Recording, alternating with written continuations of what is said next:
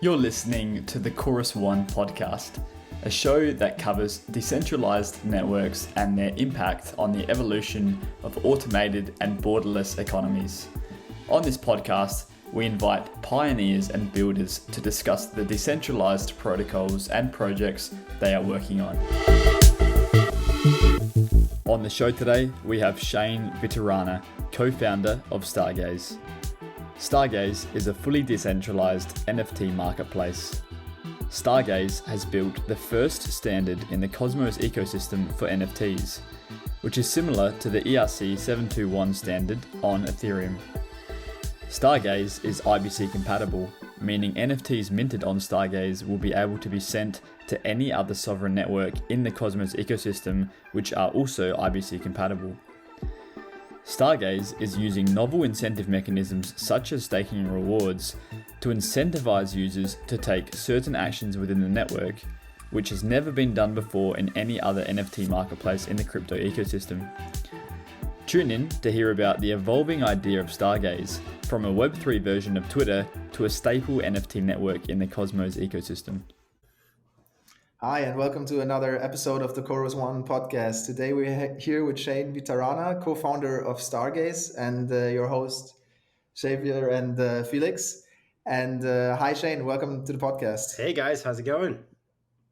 Excited to do Very this. well, definitely. I think, Shane, you're a long-term Cosmos ecosystem member, and you probably have a lot to share with us to your journey to Stargaze, and I would be very interested to hear how that went. I know you previously worked on a similar project called TrueStory, right? Maybe you can kind of walk us through how your time at there led to Stargaze now. And what Sure. Stargaze is, I guess, in general. Yeah, sure. Happy to talk about that. So, I started kind of looking into and building on Cosmos in 2017 because I wanted to build stuff that was more kind of consumer facing, social type stuff, because that's kind of what I did in the Web 2 and mobile times.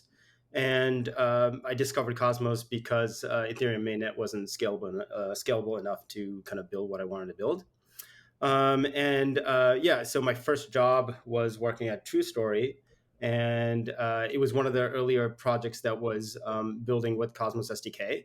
And this was, I think, one of the earliest versions of the SDK, and it was changing super fast, and we were building the protocol while the SDK was changing.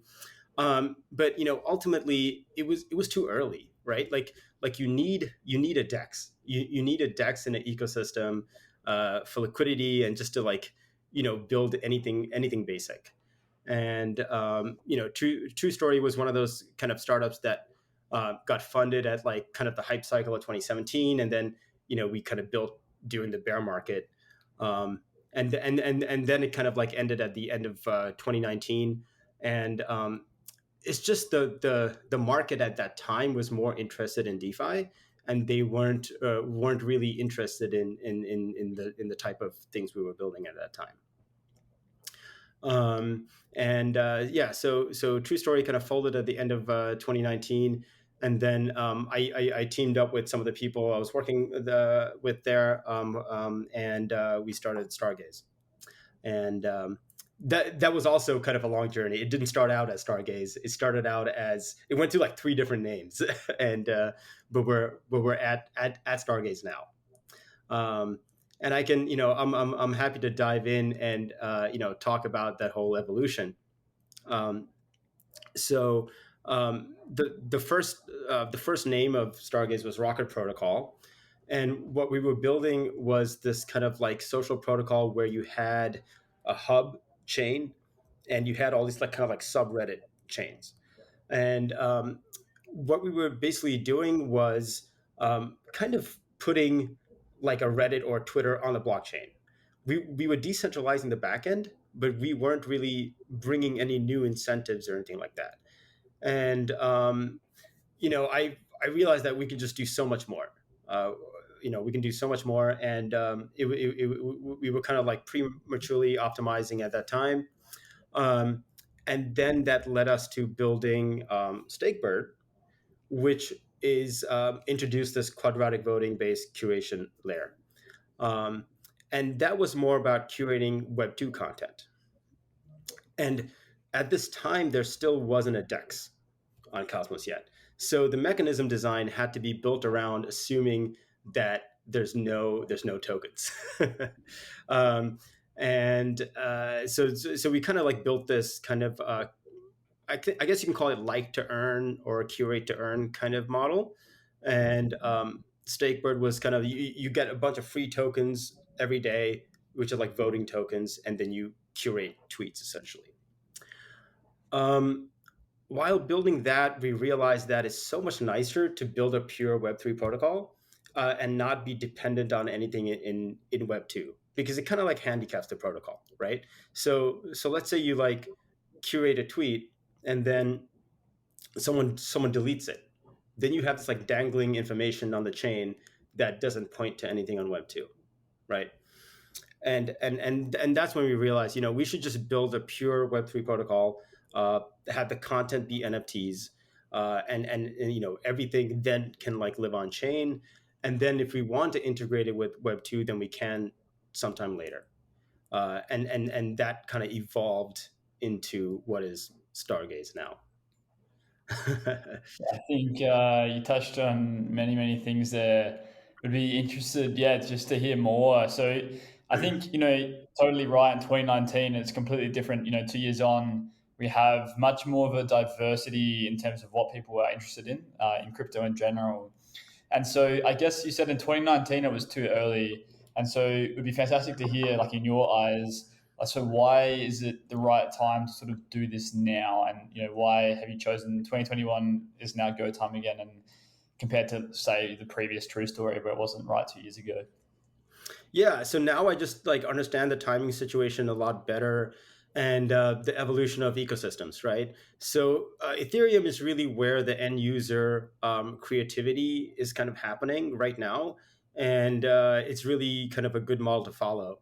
So like there was DeFi summer that happened on Ethereum, and the Cosmos ecosystem just kind of missed it, right? But now with Osmosis and Emrys and the other dexes that are launching on Cosmos, Cosmos is kind of going through its DeFi summer now, right? And then what happened after DeFi summer was this explosion in NFTs. And so I kind of see the Cosmos ecosystem kind of following the Ethereum ecosystem. It's just maybe like maybe like a year late. So that's kind of one way to think about it and look at it. Yeah, I think I mean for me, like I think that's like very interesting to hear. I'm sure for all of our listeners, I think maybe like you said, in terms of Ethereum being 1 year in advance, so I think it's interesting for us, particularly because we haven't really seen on Cosmos yet. NFTs haven't really reached the ecosystem. So I guess would you consider yourselves as like this? Are you aiming to be this main network, let's say, in the Cosmos ecosystem, which is where most NFT activity will happen, or how will you sort of change and how will you boost, I guess, the NFT activity within the Cosmos ecosystem in Stargaze? Yeah, so you have to be very intentional about building an NFT market. It's not one of those things where you just like build it and they will come, right? So we're talking to creators, we're trying to onboard them, and kind of bring them on, and have a couple ready for launch. And you kind of have to seed the ecosystem. You kind of have to seed the network first. And yeah, that's exactly what we're trying to do. We're trying to like build that content layer, try and build something like an OpenSea for Cosmos. And I know I'm aware that there's other projects in the space too, and I think it's just all like that's just how the Cosmos ecosystem works. Every project will kind of do their own thing, and hopefully we can all talk to each other over IBC. If you say it's like an open sea on Cosmos, basically, maybe can you expand on kind of what is different from the existing, or what is wrong, I guess, with the open sea on Ethereum, and maybe what Stargaze would do differently in a way? Sure, sure. OpenSea on Ethereum is kind of quite centralized. There was this recent event where someone working there kind of like front ran like the curation process, um, and that's not very transparent. Uh, Stargaze is launching as a decentralized network. Um, Curation is going to happen, through a DAO. Everything's going to be transparent. So and is going to have its own native governance staking token. So the main difference is that it's decentralized from the start, and also because it's built on a proof of stake chain, it doesn't have to take all these shortcuts. Like for example, a lot of the Ethereum projects would like do minting in this like centralized fashion, and the actual mint doesn't happen until you do like the first trade to save on gas. But that's not going to be a problem on Stargaze. Minting is going to be pretty cheap.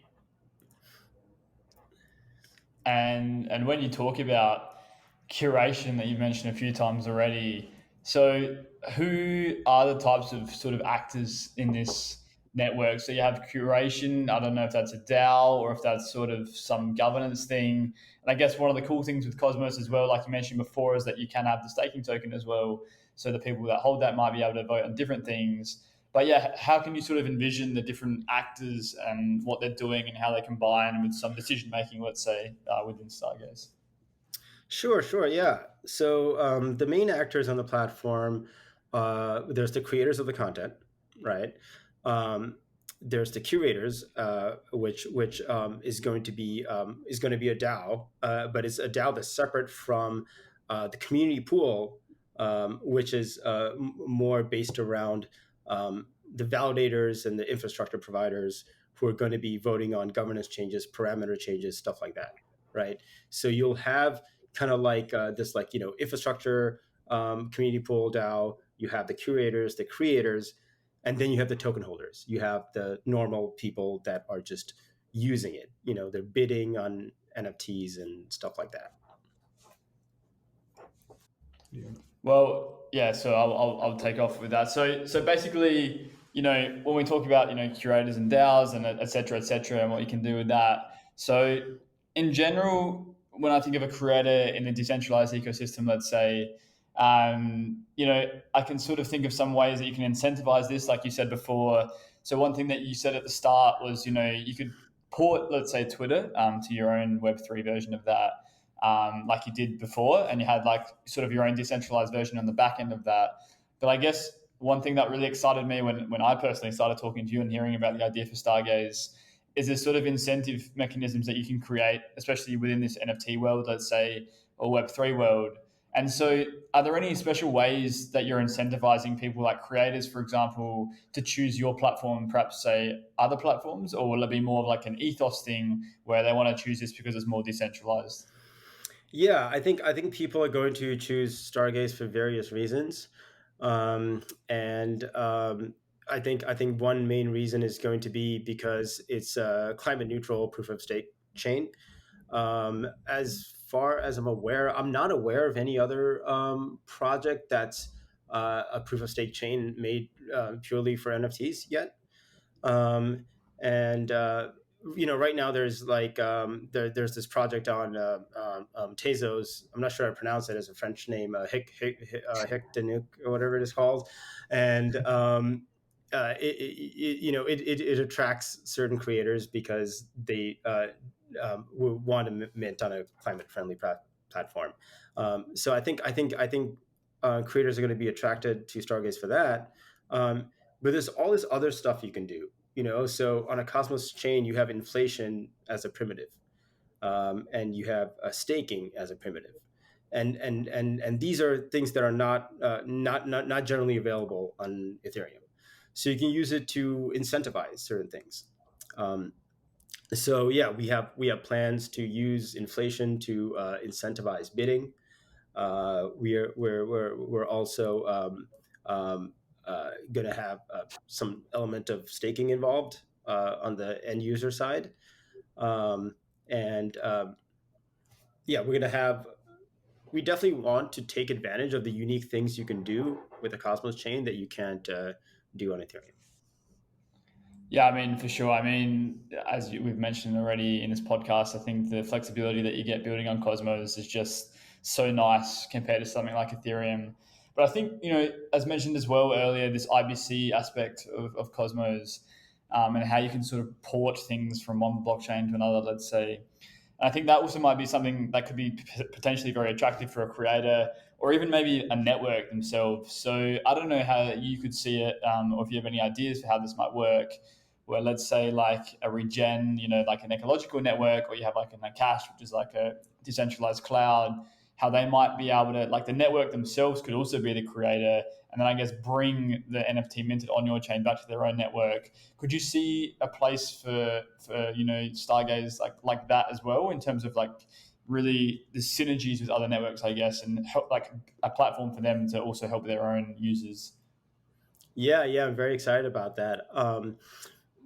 Further down the line, but NFTs over IBC is very very interesting. Uh, like one use case, for example, is you can use NFTs as collateral for a loan. So I could definitely see at some point in the future where a protocol like Umi or something can accept NFTs over IBC and use that as collateral. There's just all sorts of use cases we haven't even thought of yet. Like fractionalizing them, um, and, then using those tokens for other purposes. I think that, do you like, are you aware or are you working with other kind of projects that do this, like, especially the fractionalizing? I think, like, for me, I know that, I guess the persistence team, right, this asset mantle is trying to do that. Is that something you're planning to integrate with? Are all the Cosmos change actually building on like some kind of NFT standard? Is that the way it goes? Maybe you can expand a little bit on that. Yeah, yeah. I'm not too familiar with the details of how asset mantle works. But right now, I think one of the reasons why NFTs has taken so long to take off in Cosmos is because it wasn't really part of the SDK. There really wasn't hasn't been a standard for it. I know Iris did some initial work around it. And there's various other teams that have kind of like built their own NFT implementations. But there really hasn't really been a standard so far.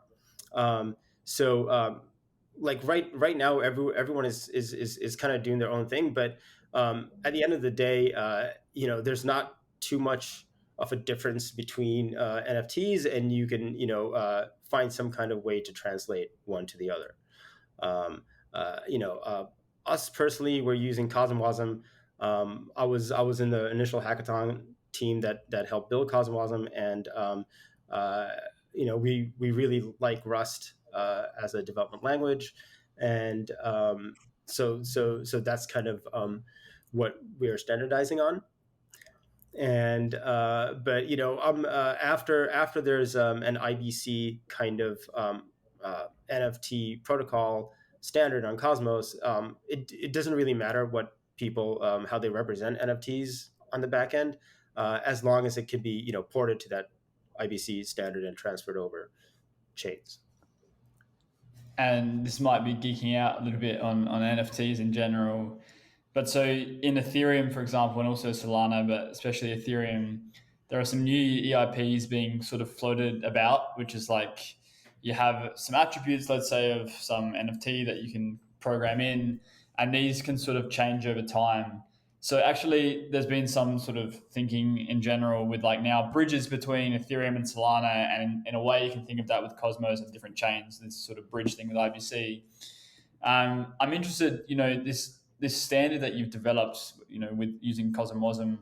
So, is this a standard that you hope will get sort of adopted, or to you it doesn't really matter at all if other people use it or not, or like this sort of thing that we see with Ethereum, which is like very attribute heavy, and people really care about some like traits, let's say, of something that they might buy.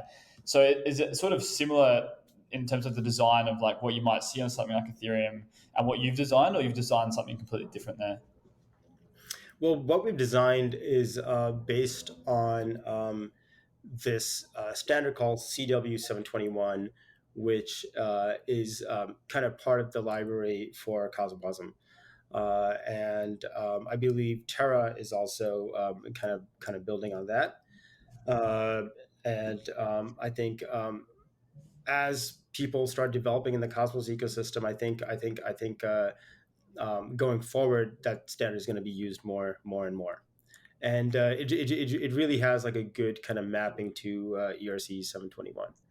Um, in terms of like all the traits and stuff like that, yeah, you can fit that into the metadata of an NFT.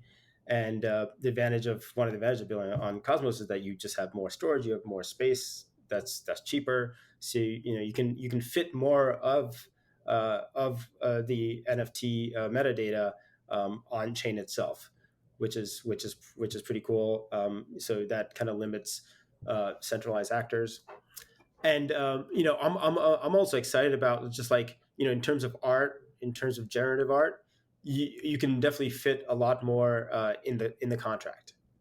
Um, and also like there is like speaking of generative art, there are libraries in Rust that people use to create this art, and a lot more of that can live on chain. There there's not much you can do in Solidity um, in terms of art on chain. Like there's autoglyphs, which is pretty minimal, but you can go like way beyond that in Cosmos. So I'm pretty excited about that. So it's more than just JPEGs of a rock like you see on Ethereum sometimes.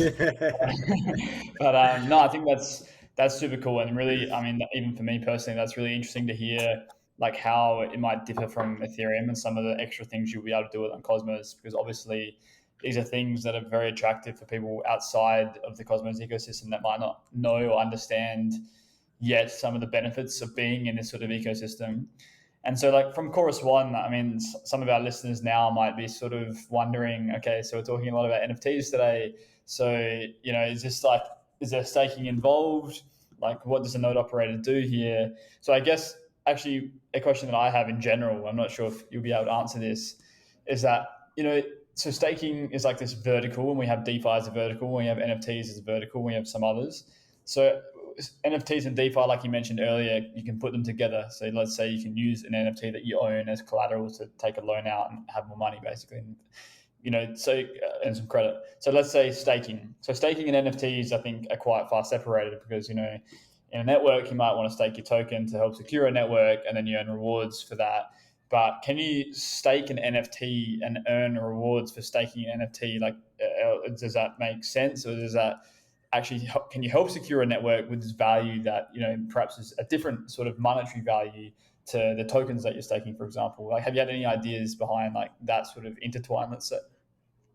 Yeah, that's something we're definitely thinking about, because staking is a primitive in the Cosmos world. And yes, it can be applied to NFTs. It can also be applied to bids, the market side of NFTs. Um, but they have to be designed to obviously account for the unbonding period. But we definitely have some ideas around this, and there's going to be some interesting things coming. I don't want to give away all the details yet, but staking does play nicely with bidding, and there are ways to integrate those two.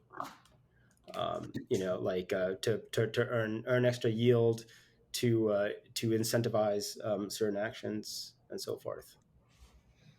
Maybe going back to the user experience part, or like kind of, I guess it's in NFT world or in that social world that you are active in. I guess that's like a huge part, right? Where probably the protocol itself maybe still matters a lot what you can do, but obviously like the presentation and that is maybe much more important for the users of these protocols, as they might be more retail and don't want to approve 5 transactions on MetaMask or whatever it might Yeah. be. Like, what are like some kind of innovations that you're doing there, or are you also like gonna build their own like interface for the the protocol itself? Will there be ways maybe for others to build an interface for Stargaze, or what's the vision there? How do you approach that? Yeah. So we are building initial web app that works with the protocol. Initially, it's just going to be using Kepler, and is going to have like the default kind of Kepler and IBC flow that we have gotten used to with Osmosis and Emmers, um, and that's how we're going to start. But it is an open source, decentralized protocol, so anyone can build clients on top of it. We are striving to design it in a way there where all the content is on chain and in contracts. So anyone can build a client that is potentially better than the one that we're making. Um, and and the initial version is going to be focused on people that are Web3 and Cosmos native, so they know how to use Kepler and know how to use wallets. But over time, we can simplify it and maybe add some extra kind of layers on top to make it more retail friendly.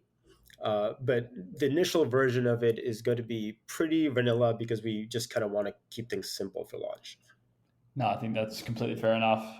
And personally, I think one of the things about OpenSea that makes it so great and usable is just the simplicity of it for someone that has no blockchain experience. Like for us, maybe it's quite easy to go on OpenSea and know what we're doing. But for compare OpenSea to other sort of non NFT platforms, it's quite astounding how easy it is to just like click a button, it takes you to this place, it tells you exactly what you're doing. I think which can be quite important in some of these things like NFTs, which are like onboarding the next sort of millions or billions, let's say, of users. And so I'm interested, like, to hear your sort of how you would envision as well. So how can you onboard more non-crypto native people? So you just mentioned before, like some of it is to do with the user interface. Do you think, like, do you have expectations that someone might build applications on your network, let's say? So we touched before on like the sort of Web2, like you have Twitter and stuff. Could someone else build an application on your network which like plugs into the NFTs that you have on your network and then like show these NFTs in their own platform? Or is that something that potentially you want to build? Or how are you going to sort of match, I guess, the first 6-12 months of Stargaze in terms of developments? Yeah. So first of all, it's not my network; it's the community's network, right? Um, but so I think we can look to Axie Infinity, right? People actually onboarded so many people to like MetaMask, and got them through like the default kind of like crypto like flow, and they didn't really have to add too much like friendly UI on top of that. I think if the incentives are there and they're designed well, I think normal users will still come and use it, and they'll figure out how to use it. So I think you don't necessarily have to abstract everything away. The problem with abstracting everything away is you introduce centralized elements, and centralized elements are always a problem. And I want to try and not have too many problems. No, I think that's a good way to go about it for sure. And I think it's almost like this ethos thing, like we touched on before. But the type of person that would actually come on to use this NFT platform is someone that might care about decentralization, perhaps even over user experience, and that might be its own sort of customer segment there for itself. In terms of like who you onboard there. And so a few sort of last questions for you in terms of maybe your plans now, or so it sounds like you've had a few different versions of Stargaze, and so are you planning to go live with this soon? And what is your sort of go to market when it comes out? Yeah. We want to go live as early as possible. So the plan going forward is that the community would like to do and a liquidity bootstrapping pool on Osmosis, and but that's so the first thing that is going to happen is we have to launch the layer one chain, right? So there's going to be a launch of the layer one, and then soon after that there will be the liquidity bootstrapping pool on Osmosis, and then that will help establish a market price for the base staking governance token, and get distribution for the token, which is the goal of the LBP. And then after that, we're going to start adding the features by uploading the contracts. And the way it works is that you have to create a governance proposal to upload the contracts, and then the contracts have to go through governance. And then once those are uploaded and working, then we will launch the website and then start doing our first set of drops and go from there. No, it's very, very exciting. I mean, personally, I'm looking forward to that osmosis liquidity bootstrap, as they call it. I think actually, I don't know how familiar you are, if you know this already. Maybe it could be interesting for listeners who like the sounds of this network. So how does it work? So why would one, and I'm not sure if this is a relevant question to you or not, but why would one choose to participate in your liquidity bootstrapping pool rather than, let's say, wait? Is there like some sort of mechanism that you are using specifically that you've chosen, or that Osmosis have chosen, or that, I mean, not you specifically, your network or the community's network, as you've said, but like, is there some mechanism there that you try and incentivize people in this sale, or how have you thought about that? Yeah, so a liquidity bootstrapping pool is kind of designed to get kind of early distribution of the token, and achieve a market price for it.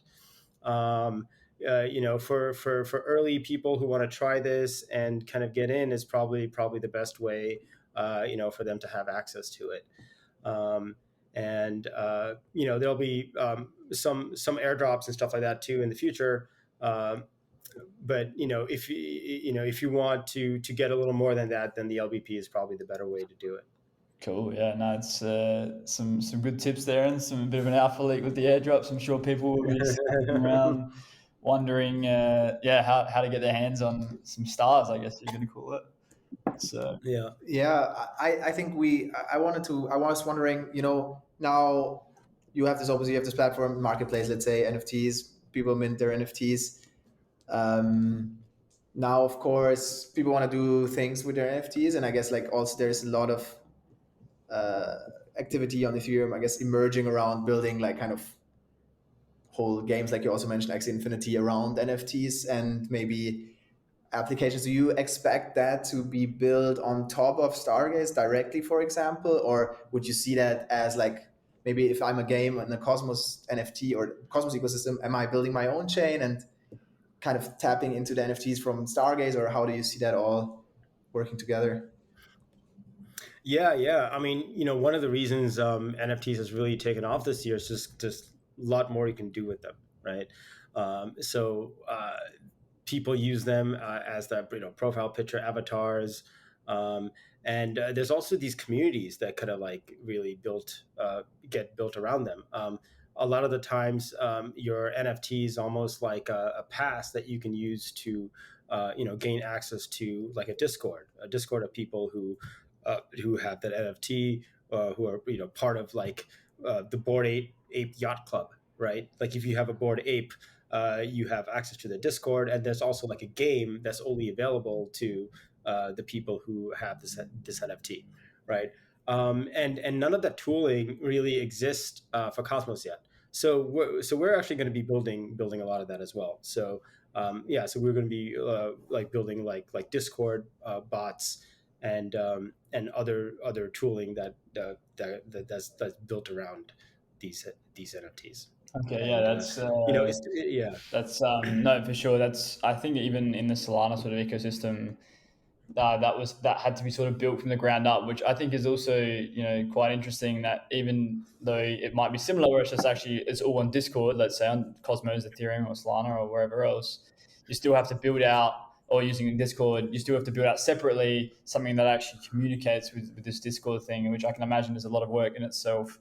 So yeah, we wish you the best of luck with it, with building the tooling. I think we might even sort of wrap it up. I think you've given such a great sort of introduction to everyone listening into what Stargaze is, and I'm sure we have many listeners that are dying to try out Stargaze and see what NFTs they can get their hands on. I know Felix has wants a couple of NFTs. He's lacking a PFP avatar on his Twitter right now. So I'm old school.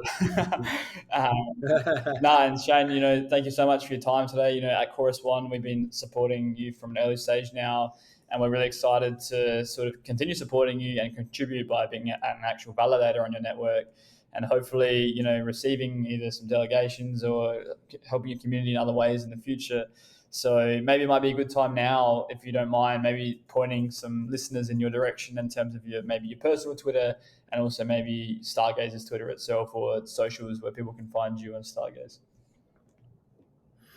Awesome, thanks, guys. Yeah, I really appreciate the support. If you want to follow Stargaze, you could follow it on Twitter at Stargaze Zone. If you want to follow me, SHAN3V on Twitter. And also, if you Google us, you can find a Discord. Please come by and chat about NFTs and stuff like that. Very nice. Yeah, look forward to topping on that again soon. And yeah, thanks again for your time, Shane, and really appreciate you coming on today. Thanks, Shane. Bye. Awesome, guys. Thanks a lot. Thank you.